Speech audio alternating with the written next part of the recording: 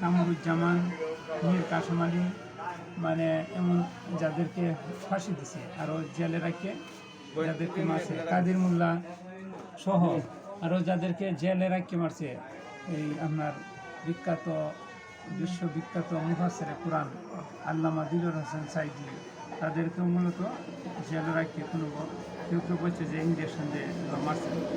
মারার পরে সে কি থাকতেছে, কেউ কি কল্পনা করছে শেখ হাসিনার মতো মানুষ বাংলাদেশ সাইডে পলাইব? কেউ কল্পনা করছে? এখনও আমরা যারা আছি, আমরা যারা আল্লাহর দিনকে আল্লাহর জমিনে প্রতিষ্ঠা করতে চাই, যারা আমাদেরকে রাজাকার বলতেছে, যারা আমাদের উপর রহমত দিতেছে, এমনও হইতে পারে আল্লাহ তাআলা মানে আমাদেরকে বিজয় দিতে পারে, সামনে দাঁড়িপাল্লা বিজয় আল্লাহ তাআলা দিতে পারে।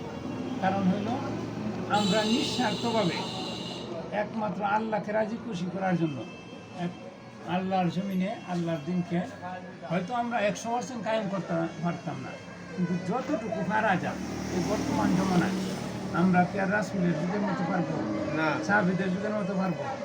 আমরা আমাদের মতো যতটুকু সাহিত্যে কুলার ততটুকু আমরা দিন ইসলামের মানে কায়েম করতে চাই, ততটুকু আমরা সমাজের মধ্যে ইনসাফ প্রতিষ্ঠা করতে চাই, কল্যাণ প্রতিষ্ঠা করতে চাই, মঙ্গল প্রতিষ্ঠা করতে চাই।